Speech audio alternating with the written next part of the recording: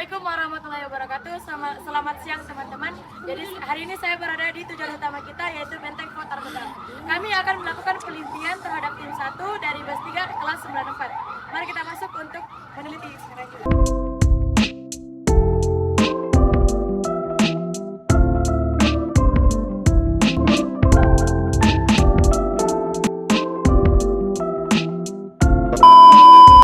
Benteng ini dibangun pada era Raja II yang ke-9 yang bernama Daeng Matandre Karai Tumapas Kalona. Dibangun pada tahun 1545. Kemudian setelah itu dilanjutkan oleh putranya yang bernama Karai Tumapas. Nah, dulunya bangunan yang ada dalam kompleks benteng ini tidak seperti ini ya, tapi berbentuk masuk Makassar Panggung. Nah, kenapa berubah seperti ini? Karena Raja II Kalafang yang terkenal dengan Perang Makassar pada tahun 1667. Yang kala itu dipimpin oleh Sultan Hasanuddin dan Belanda dipimpin oleh Cornelis Jacques. Dengan cara licik, Raja II dikalahkan, lalu dikukuhkan dengan perjanjian Boulogne. Ya. Setelah itu Raja II menyerahkan semua kekuasaannya kepada pihak Belanda. Dan Belanda menghancurkan semua benteng-benteng yang jumlah 15. Jadi misi utama benteng-benteng ini untuk menjaga daerah teritorial Raja II di sepanjang Indonesia Barat. Ya, semuanya dihancurkan. Ini ya, karena kenapa? Karena sangat strategis. Apa yang strategis? Sangat mudah. Setelah itu, tanggal 21 November 1967, Belanda menempati benteng ini, lalu menghancurkan bangunan asli Panggung, lalu menggantinya seperti apa yang sekarang kita lihat ya. Nah, kemudian nama yang keempat yang tidak kalah menariknya adalah Fort Rotterdam. Fort itu bahasa Inggris, artinya benteng. Ya, Rotterdam ini adalah kota kelahiran komandan VOC yang mengalahkan Sultan Hasanuddin, Cornelis Jacques. Jadi beliau lagi dikenal kota kelahirannya. Jadi diganti menjadi Fort Rotterdam. Ya. Jadi kita masuk di museum. Dulunya museum ini adalah gudang rempah-rempah oleh Belanda. Kemudian pada tahun 1938 Belanda merubahnya menjadi Museum Celebes. Ya. Celebes ini nama lain dari Pulau Sulawesi sebelum kita merdeka ya. Nah, kemudian pada tahun 1970 itu dirubah namanya melalui SK Gubernur pada saat itu menjadi Museum Lagaligo. Kenapa Lagaligo? Karena Lagaligo adalah sebuah karya sastra klasik dunia. Sumbernya terdiri dari 60 halaman bertuliskan huruf Lontara Kuno. Ya. Nah, dalam museum ini ada 5 ruangan utama ya. Kita akan masuk sebentar. Ada ruang sejarah, ada ruang seni budaya, ada ruang pertanian, dan ada ruang nelayan. Jadi sebentar, kalau kita masuk ya, jangan buang sampah ya, jangan mengotori dan sebagainya. Oke? Sekarang berdiri. Kita akan masuk. Ya.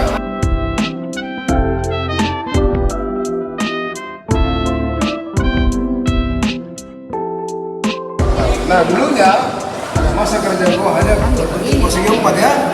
Nah, datang Belanda menambahkan bastion ya dari atas seperti penyu atau kura-kura yang sedang merangkak ke laut. Nah, kalau ini alat transportasi dulu ya.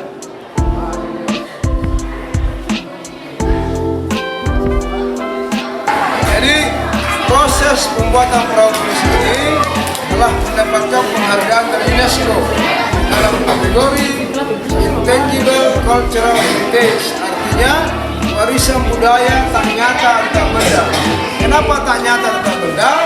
Karena tukang buat perahunya tidak mau kasih blueprintnya atau sketsanya. Katanya ada di kepala mereka. Itulah kenapa mendapatkan penghargaan dari UNESCO dalam kategori warisan budaya tak nyata atau tak benda. Ya, jadi ini harganya sangat mahal. Ada yang mencapai 300 miliar.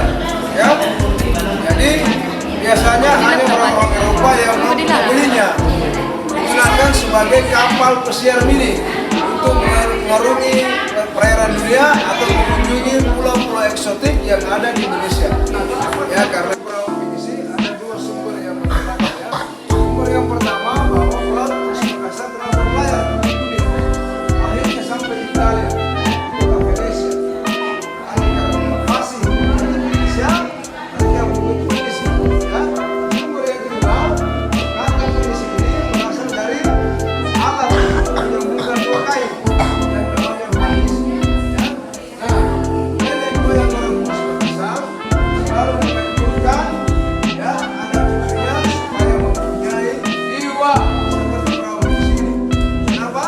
Kalau perahu Venesi berlayar di lautan, mesti dia ada lomba yang besar, sama lagi di lautan, ya, sama lagi dalam kehidupan ini, ya. Dan dewasa nanti harus mampu merawat umurnya, ya.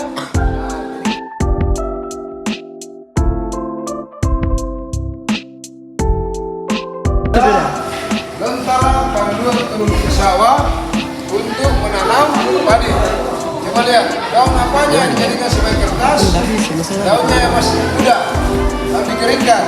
Setelah kering, ditulis pakai benda tajam ya. Bisa pisau atau bambu. Nah, ini foto pemasarannya.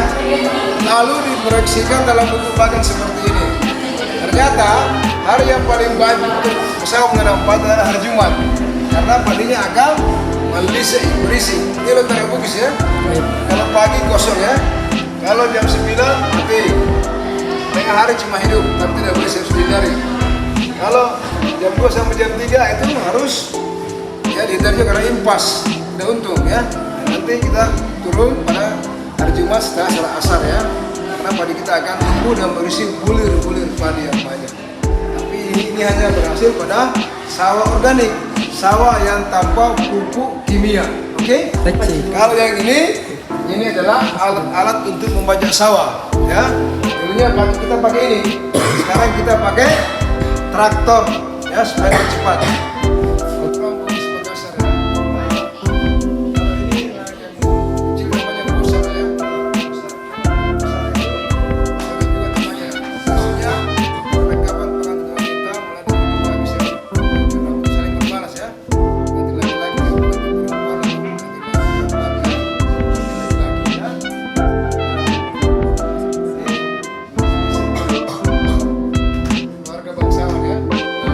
Stupid ya, bodoh sudah tahu ya. Artinya bukan stupid, ya pendek dalam bahasa Makassar ya.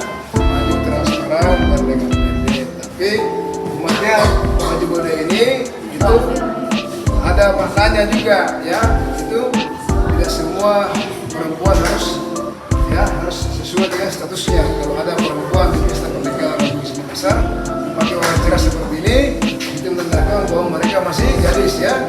Kalau sudah warna ungu, ini ya, jomblo ya. Sudah tahu ya.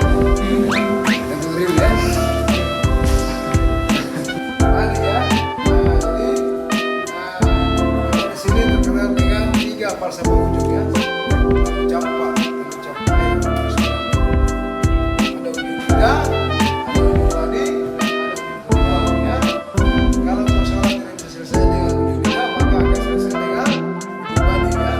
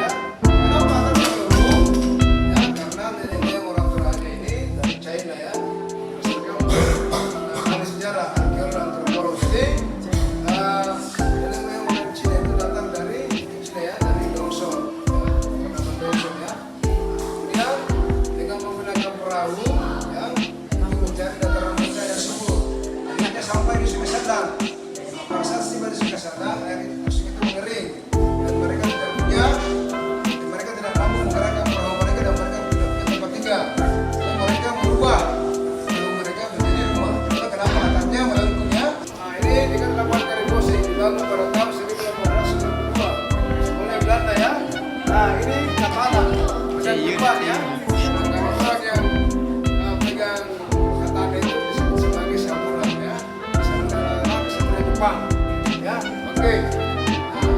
Sekarang kita ini sudah sana ya. Ketangga ya. Dibangun pada tahun 1903 oleh Raja Goa yang ke-14. Kenapa dikatakan masjid ketangga? Karena pilar-pilarnya dan rangka bangunan masjid itu dibuat dari pohon kayu ketangga. Sekarang namanya Masjid Pilar Ketangga ya. Nah, kalau ini kumpulan salawat Nabi Muhammad SAW lengkap.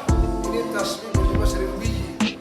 Gunanya untuk apa? Bukan untuk bertasbih ya, tapi untuk membayar seseorang sesuai dengan ajaran yang dibawa oleh Syekh Yusuf, membawa ajaran tarikat Al-Watiyah atau biasa kita sebut sebagai Tuan Tasalamat ya. Ini hanya orang-orang tertentu yang bisa baca ya. Kita belajar di sekolah itu kagak ngangka ya.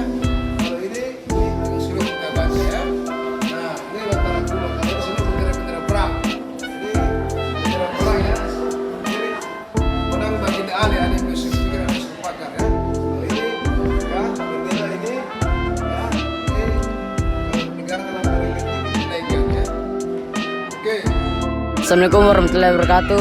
Kami selaku dari tim Benteng Fort Rotterdam ingin mewawancarai salah satu petugas dari sini.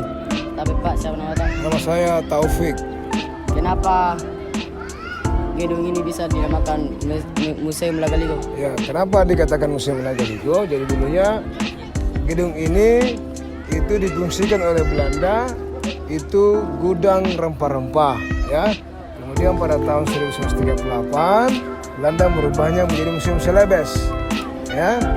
Kemudian setelah kita merdeka pada tahun 1970 itu dirubah namanya sesuai dengan SK Gubernur pada saat itu menjadi Museum Lagaligo.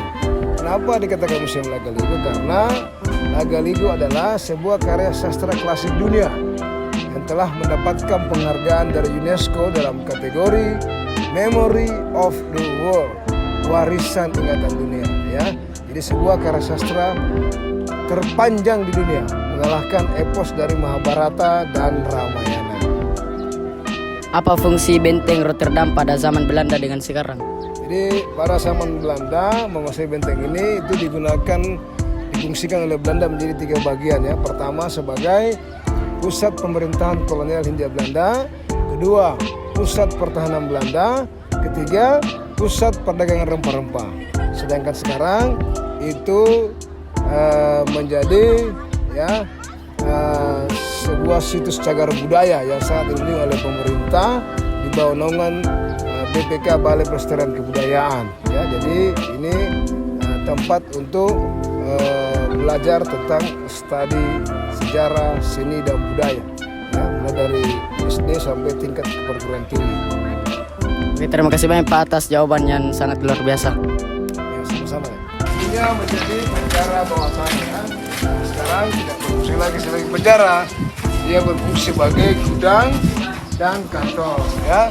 Jadi setiap ruangan punya 2 cerobong asap ya. Selain sebagai cerobong asap, fungsinya juga sebagai ventilasi udara alias jendela ya.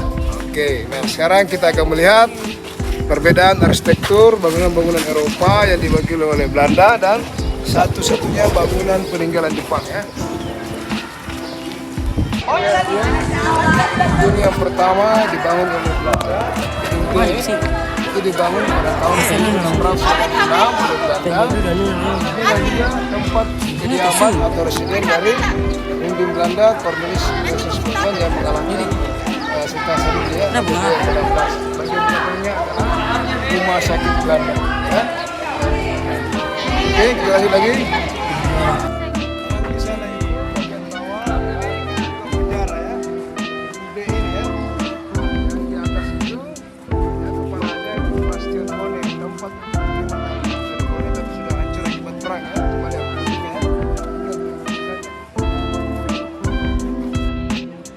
Baiklah teman-teman, itulah hasil dari penelitian kami pada kegiatan siang hari ini. Sangat menarik tentunya bagi tim kami. Dan yang perlu kalian ketahui adalah kami datang untuk menambah ilmu dan kami membawa pulang pengalaman bagi teman-teman sekalian. Wabillahi taufiq wal hidayah. Wassalamualaikum warahmatullahi wabarakatuh.